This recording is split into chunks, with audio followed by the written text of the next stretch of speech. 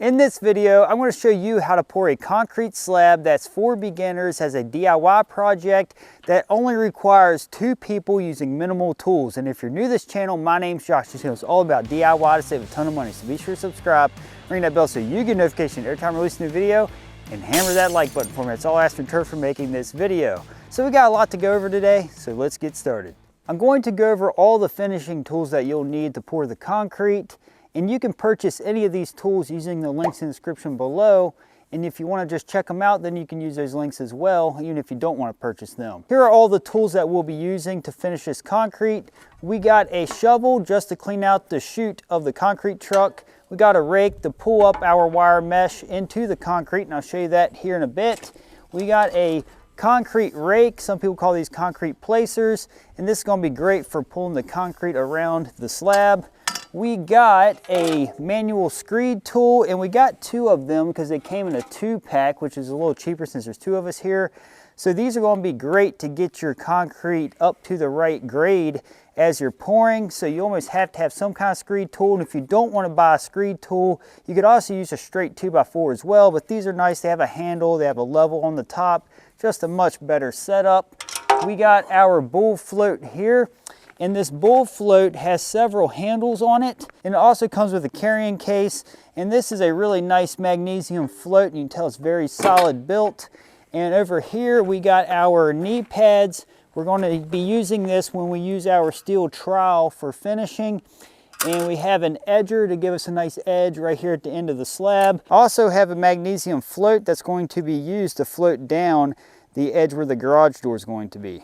Hand gloves and rubber boots. So that's everything for the finishing and pouring process. Let me go over the prep. Before pouring the concrete slab, it's important to add reinforcing mesh. This is simple wire mesh, and it's 10 gauge, and it comes in 5 by 10 foot sheets. You can also get in a roll, but it's much easier to work with in these pre-cut pieces. And also you could use rebarb as well and just lace it every 2 foot. It's much easier just to use the wire mesh, and I feel like gives you similar results. And comment below if you prefer wire mesh or rebar.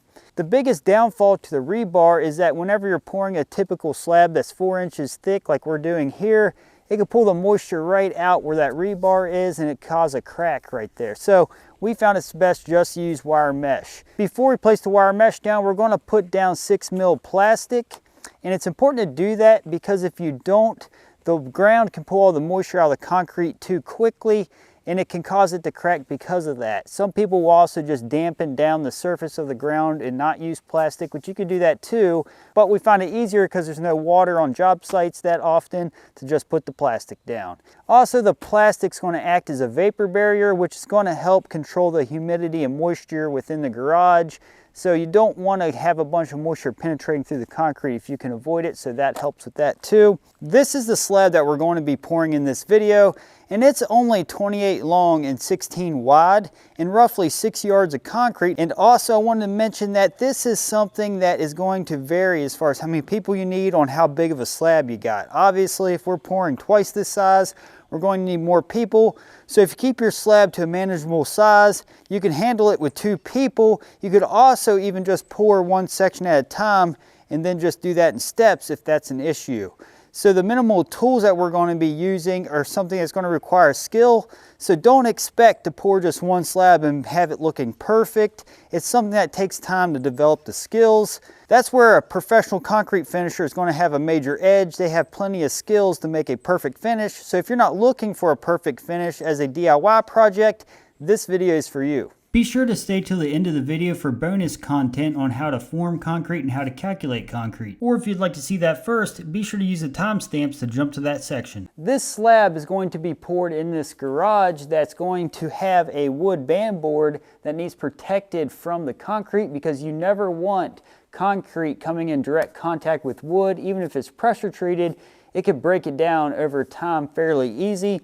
So we have a flashing here that's more or less asphalt, and that's going to protect that wood. And we place the top of the flashing to where the top of the concrete is going to go. If you were to have a masonry surface such as a block wall, you would simply chalk a line to represent the top of your concrete slab, so when you're pouring you have a reference line. So that's something very critical to note. And you always want to make sure you slope your concrete away from the walls, so that way you clearly don't want water running up against the walls. So we're going to have this perfectly level on the edges and then a slope towards the garage door in the center, so that way we don't have water running up to the wall. How we are going to finish the edge of the slab where the garage door is going to be, we're going to have it sloped from the grade of the concrete slab out about a ½ inch lower to this form board, because you always want to slope here because you don't want water blowing in from the rain under the garage door. Some people also do a weather lip like I did on my garage. I would like to introduce to you what is called a concrete weather lip. This is the framing and the forming for it. And all it is a 2x4 that's going across where the garage door is going to sit. And it's going to give us a nice 1.5 inch difference between the outside of the garage and where the garage door seal is going to be, so water will not penetrate through the bottom of the garage door because of the abrupt drop. So we're going to fill it in with concrete and finish it just like we would any other concrete. After the forms are removed, this is what it would look like when it's about finished. So we're going to go ahead and lay down our plastic and wire mesh.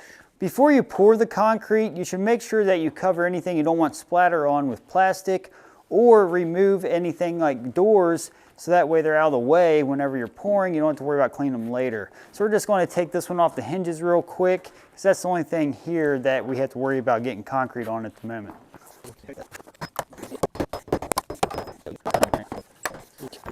And to cover up this panel that's in the garage, I'm just going to place a piece of cardboard over the face of it. It's important to have a base layer of gravel down before pouring concrete. This is number 57 gravel or stone, and it's just going to give you a way to level out your ground really well, and it's also important to have drainage underneath the slab, so it's important to do that. We're now going to lay the plastic down on top of the gravel, and this is very straightforward. We're just going to roll it out and cut the length and then fold it out. We're now going to place our wire mesh sheets down on top of the plastic. For this next piece, we're going to lay it lengthwise, and we're just going to use aviation snips, or the needle nose has cutter on them either way, but these cut a little easier.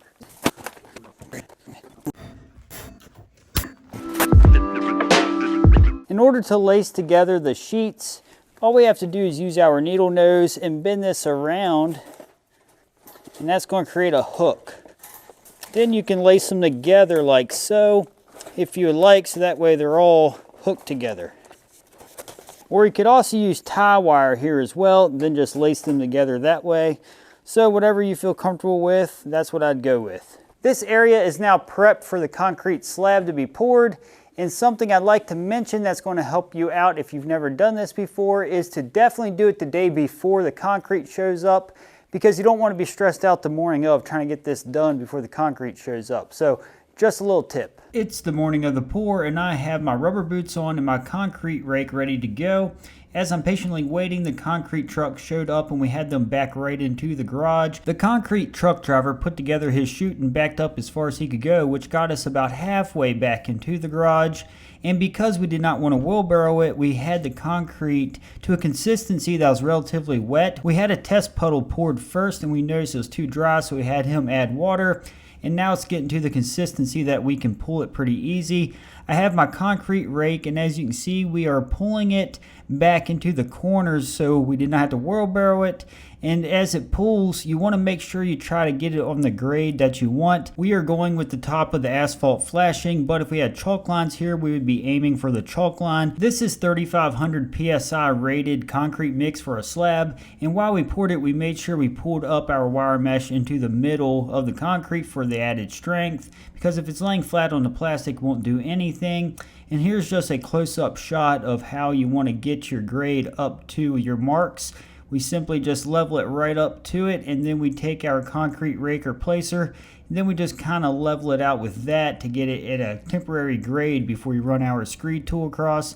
Very simple process. This is similar to how we do footers as well. Just as a reminder, this is the exact same process we would use to pour a slab outside as well with wooden form boards. As he continues to pour, I'm going to jump to the screeding. I just placed a screed tool that's 96 inches long off the form board and up to the level line, and then shifted it back and forth and pulled the concrete as I went. And I can also just drag the screed tool as well. And here's the bubble I wanted to point out. You're going to try to hold that level as you go for the best result. But because this is wet enough, I can also drag right across without shifting back and forth that much, which is the nice part about a wet pour, but you have to wait longer for the concrete to set up. So that's the only drawback to that. And it also can deteriorate the strength of the slab if you have it too wet. But we're also going to continue that process as we go and watch for low spots. It's really important that we fill the low spots in now, because you don't want to try to add that later, especially if we have some concrete setting up too fast. So as you can see, as I drag and shift across, if you notice a low spot like there is here, we need to make sure we fill that in. And to fill that in a spot like this, you simply just kick the concrete to fill it in, and then just re-screed across and hold the screed tool level just like you typically would, and just work it as you go until you get to the end of the slab. Here's a good shot of me holding it level and shifting as I go. And it takes a little practice to get fast with this, but it wasn't too bad to get the hang of. Now we're right up to the garage door, and I'm going to pull it just like we have been for the rest of the slab, but continue to work towards the door. As we get towards the end of the pouring of this slab, we want to make sure we don't overfill, so we do micro doses until we have this filled up perfectly, because we don't want to waste a bunch, because we still got 2 small slabs outside to pour and broom finish. So we got this up exactly where we wanted it, and I'm going to screed across the final parts of it. And it's the same process like we've been doing, and we just continue where we left off. While screeding, you don't have to be extremely meticulous. You gotta make sure you get the rough grade done without getting too involved on perfection, because that's going to be something the bull float and then the steel trowel will work with later. So you want to get a rough grade here. If you're wondering why I went with a manual screed tool like this, that's because the motorized vibrating type are several $1,000s, and it's definitely something that I'm not willing to invest in for DIY projects. And I'm sure that's something that you wouldn't want to invest in as well, but you could rent one if doing something like this looks like it's going to be too strenuous. For me, it wasn't that bad, but I can see if you had some kind of back issues, this could definitely be problematic. Be sure to tap your form boards with a hammer while it's wet to make sure it settles and gives you a good finish on the edges. With the remaining concrete in the truck, we have to wheelbarrow to the slabs that are left, one in the front and one in the back of the house that's going to be the landing for the porch. After the form is plumb full of concrete, we're going to use a concrete placer just to get the rough grade, and this is exactly what you would do on a large slab as well, is just get your rough grade with your rake or placer as you pour, and then you would switch to the screed tool like I'm about to show you. Using a screed tool on a form like this is much easier. All we have to do with it is simply lay it from form to form board, and then just shift it across, and as we're sifting, just make sure we pull the concrete as we go, and it's going to automatically level it from board to board. Much easier to do than what we had to do in the garage earlier. Here's a pro tip. While the concrete truck is still on site, be sure to ask the truck driver if you can use his water hose to spray off your tools, and then give him a handsome tip for letting you do that. We poured all this concrete relatively wet. The inside still is not ready to be floated yet because it is still pretty wet yet. So the outside, because there is sun, you're going to notice the sun's going to dry out concrete way quicker. And this is already about ready to get its broom finish on it. So I'm going to show you how to edge, float this with a magnesium float, and then put a broom finish on it. Really easy, believe it or not. So the first tool I'm going to use is what's called an edger.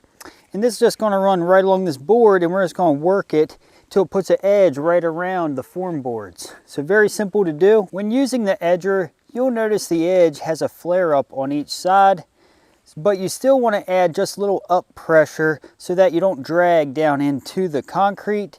So you want to make sure you just kind of go and lift up just slightly as you go. Then when you go back, you lift up back. So I'm going to demonstrate on how to do that. We're going to start back here in this corner, get ourselves down into the edge here, and just slowly start working through here. just kind of breaking the top the same form as the form.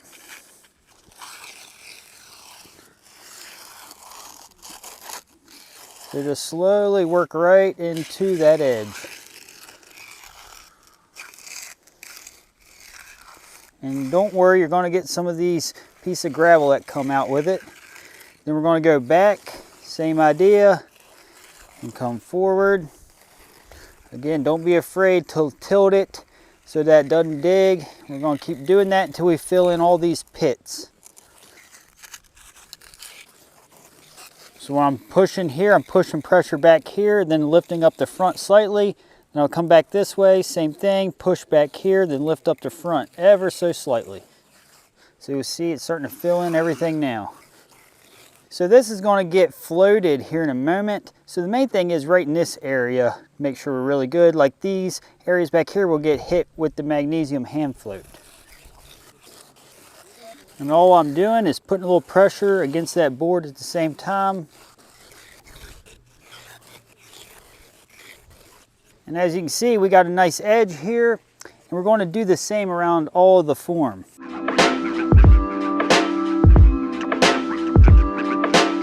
I'm now switching over to the magnesium hand float, and with the hand float, we want to make sure that we keep it tilted slightly up in the direction we're going, each way, similar to what we just did with the edger, because you don't want to dig into the concrete, obviously.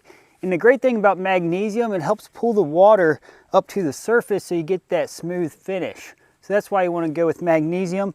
So we're going to float this with our hand like so. So we're just going to keep going back and forth. And as you can see, it's pulling that moisture and filling in all those voids. You want to try to smooth out where we just had the edger going across.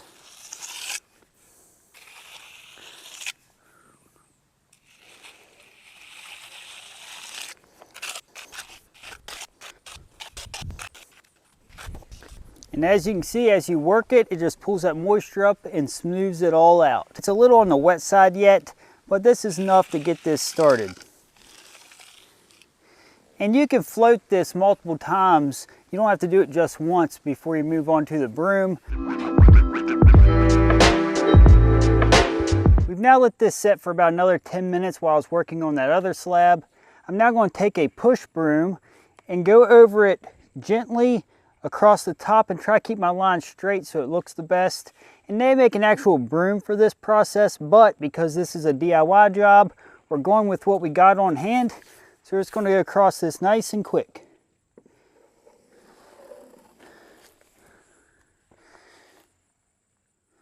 I find it best just to hit it once with the broom if you can, but I did go over this a second time just to add a little more texture.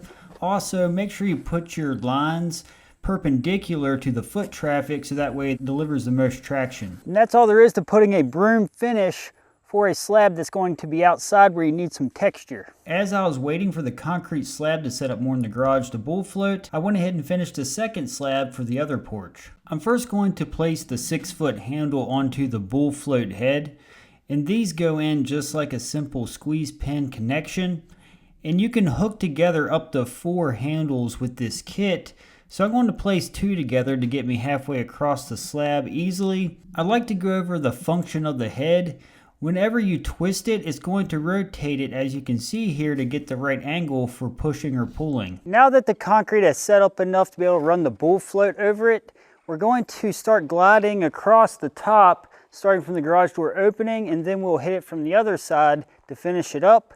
Now with this, there is a technique. It's similar to how we did with the edger and with magnesium float. You always want to make sure when you're going across the floor or the concrete slab that it's tilted up in the direction you're going, and when you come back, we go back. So whenever we twist our handle, after we get to the end, we're going to twist it the other way to bring it back, so that way you don't start digging into the concrete. Really important. So we're going to begin here, and I'll show you the technique. I'm going to place the bull float flat onto the concrete. Then we're going to tilt it back towards us so that it doesn't dig into the concrete. And once we get out so far, if you cannot lift the handle up enough to tilt back towards you, which we can't yet, I'm going to have to turn the handle so it tilts back at us. Now we can pull it back. And you can see it's starting to level it out as we go. So now we're going to twist the handle in a clockwise fashion so that it rotates back to where it's lifted up. And then we're going to turn it back towards us and turn it counterclockwise so that it doesn't drag into the concrete. And rotate the handle again. We're going to push it back out. And you can see that's really all there is to it, and just keep going back and forth until the creaminess of the concrete gets pulled to the top and starts filling in all the voids.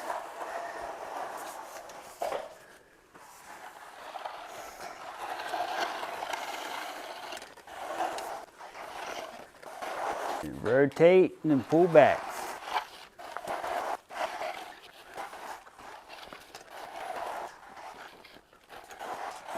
With all 4 extension handles on, I was able to reach within about 5 or 6 foot from the end of the garage, which was phenomenal. The only tricky part was reaching the very sides of the garage in the corner.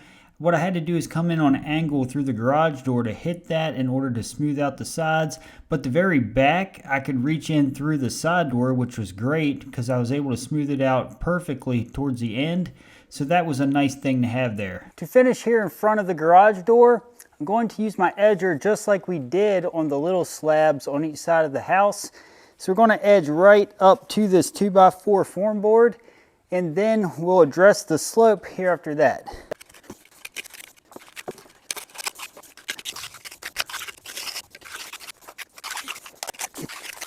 Now that I found the edge of my 2x4, I'm just going to slope my float and just kind of shake this slope away from the back of this board to the edge of the 2x4.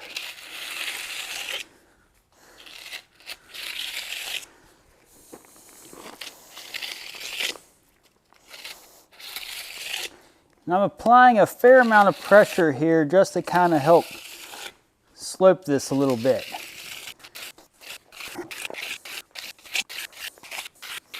Now I'm going to find my edge again here. And then just kind of smooth that out. And that's how I'm going to finish up along the edge of this door to give me a slope.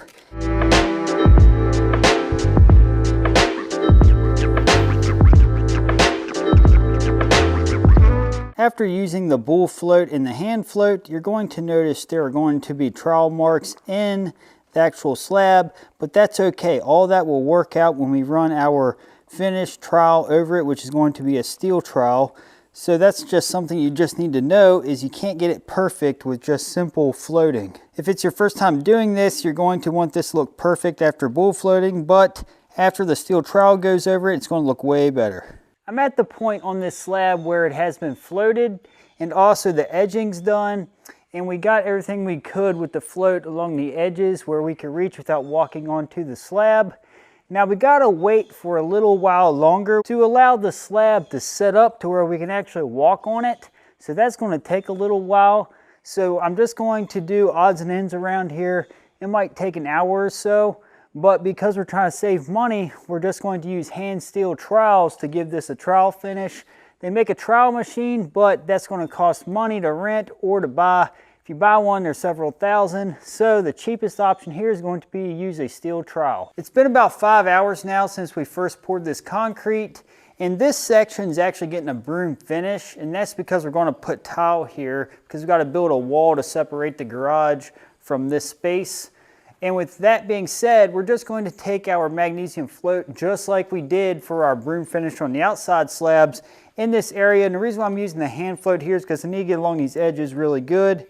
So that's why I'm going with that, because you could ultimately use the bull float here as well. But since we're indoors, I want to get a little more fine-tuned. And I got a scrap piece of PVC board here to put my knees on. And I got my knee pads on. So I'm going to get down here and just smooth this out really well.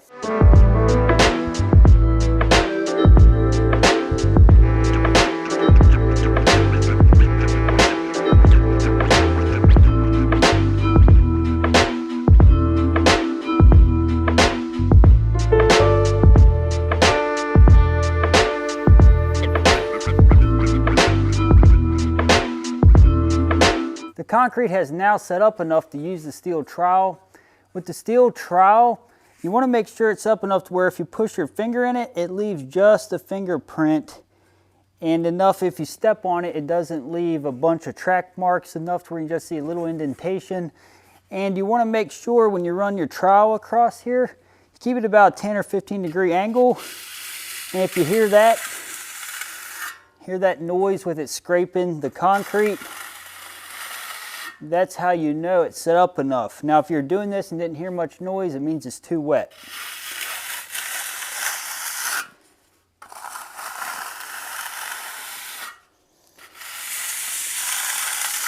So you can see it's giving it a nice smooth finish.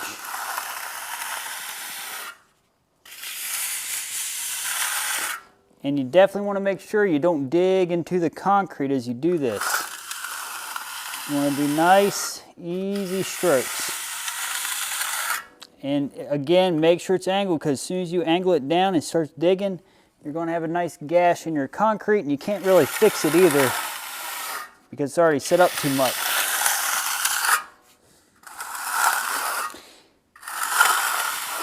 And after doing an area this large, we're going to wish we had a trowel machine, but as a DIY option, this is your cheapest DIY option.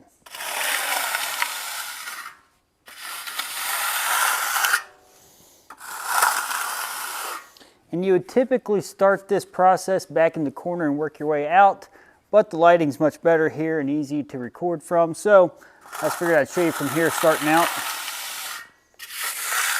As you can see, that gets it nice and smooth, and I'm going to do that to the whole floor. At this point, the concrete was poured about 7 hours ago. It's about 6:15 in the evening, and it's getting dark on us relatively quickly, so we had to work fast. Went over that with one really good pass with the steel trowel, and I'm not going to lie, that was a lot of work. So it's definitely going to be easier to rent a trowel machine, hands down, but with that, it saved me a lot of money too. So we're going to come back in the morning, take off the form boards, and check out our finish. It's the morning of the following day after the pour. It's time to remove the form boards and see what we got. I'm very happy with the finish on top of here. This looks really good with that broom finish.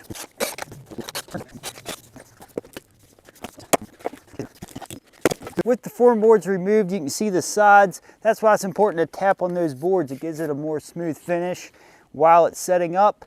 And that turned out really good. So we're going to remove the form boards off the garage as well and the other slab and see what we got.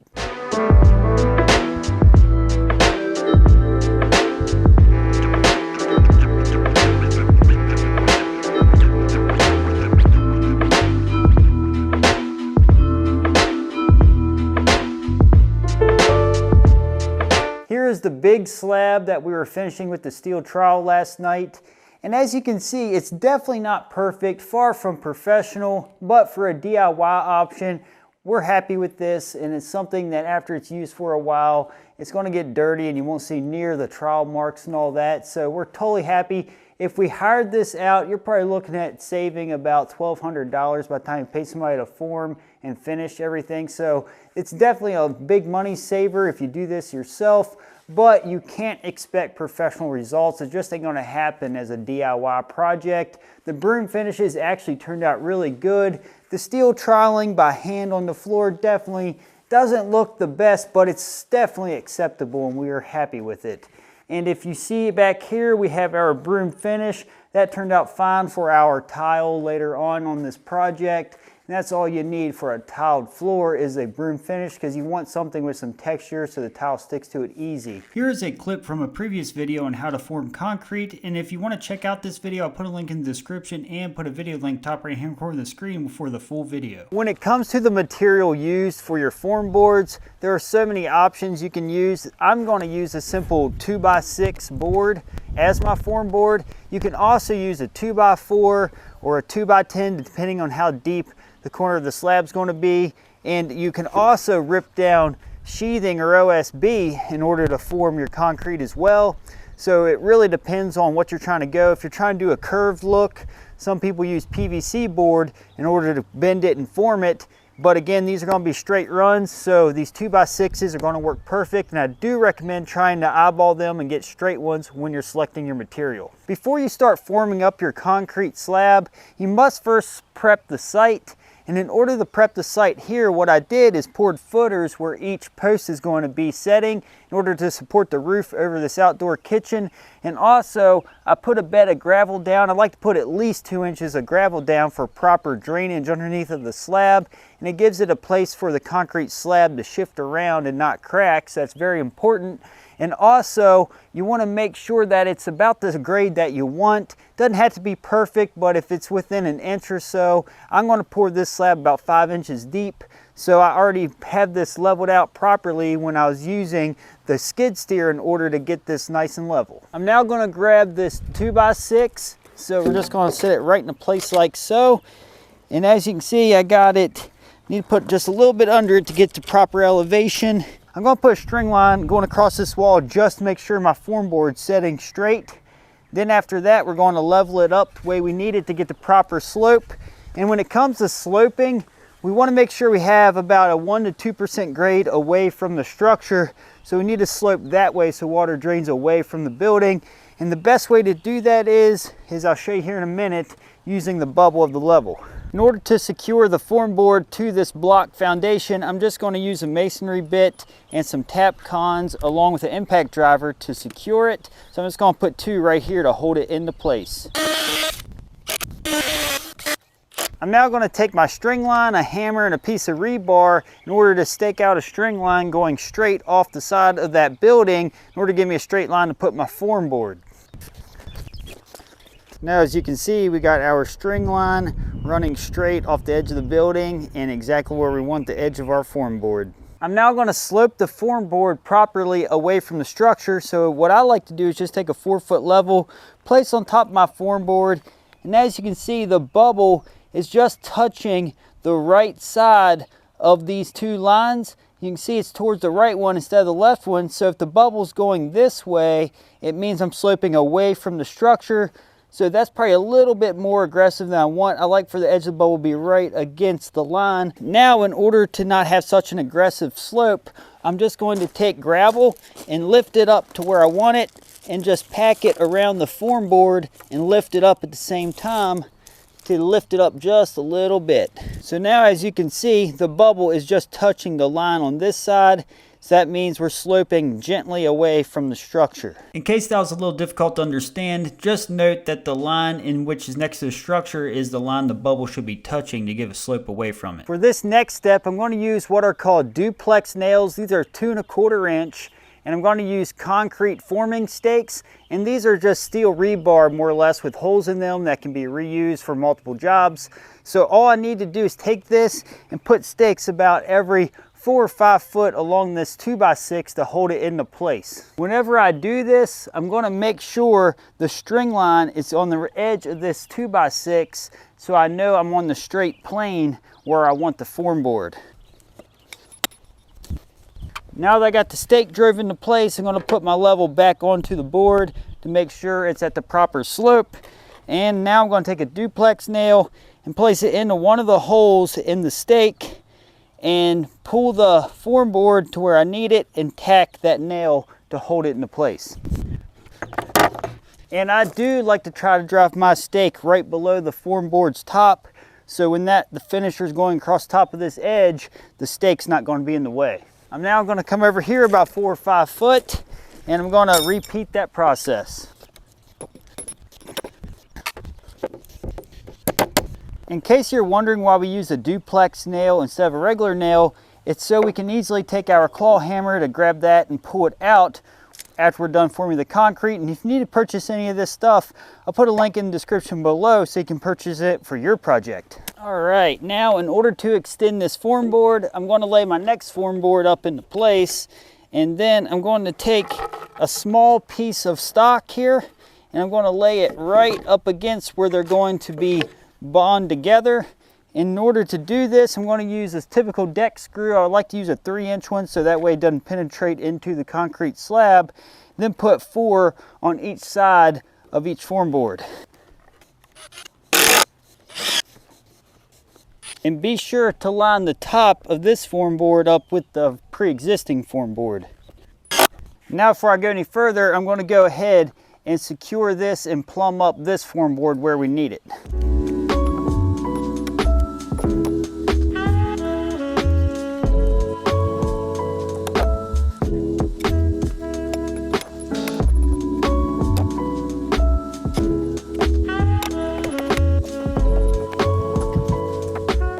I'm now here at the end of the concrete pad, and before I finish up this corner, I'm going to go over here and do the same thing to the other side of the concrete slab to get them out to the same distance away from the building.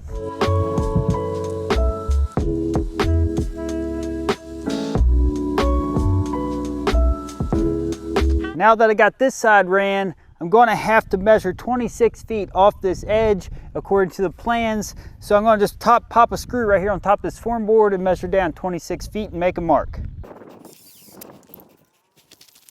All right here at the 26 foot mark, I made a mark with my marker.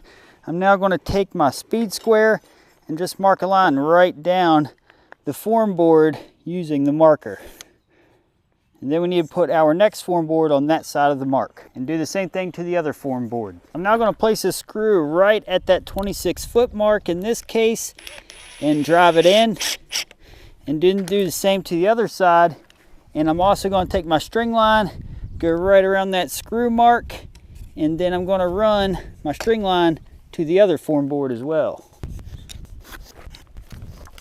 I'm now going to place this next form board right up to the layout for the form boards. I'm now just going to use my deck screws and put 3 in the back side to hold these form boards together. Now continue this form board like we did the other form boards to get to the other side.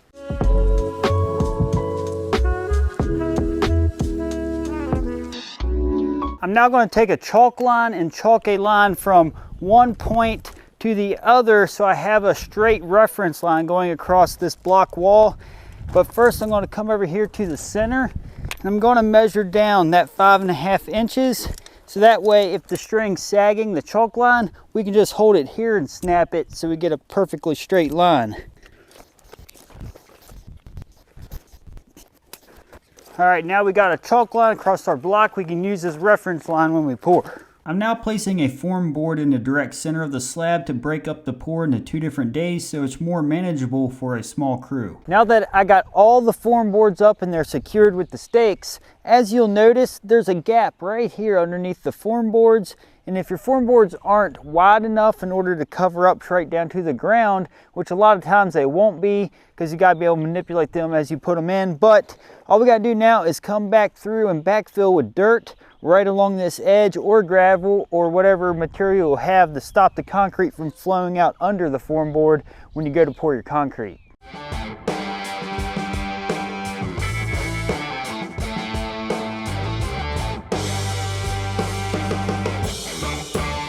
It's now time to prepare the ground for the concrete slab. The primary purpose of the vibratory plate of the compactor is to eliminate the air voids and achieve a dense, solid base for the concrete. Here is a short clip from a previous video explaining how to calculate concrete. If you want to see this full video, I'll put a link in the description below or in the top right hand corner of the screen. In order to do that, you would need to calculate the length times the width times the depth, and that would give you the cubic feet. And then in order to convert that into cubic yards in which the concrete comes in, you would have to divide that by 27. So for example, if you had 20 feet by 10 feet by 0.5 feet, which would be 6 inches deep, that would give you 100 cubic feet, and then divide that by 27, and that gives you 3.7 cubic yards. But a much easier method is to just use an online calculator. As you can see here, my total length of the footings was 128 feet and 2 foot wide, and I also was going to pour it 8 inches deep per code here, and that gives me 6.3 yards. And then I'm going to round it up in order to calculate for waste, because some places of the footer are wider than 2 foot,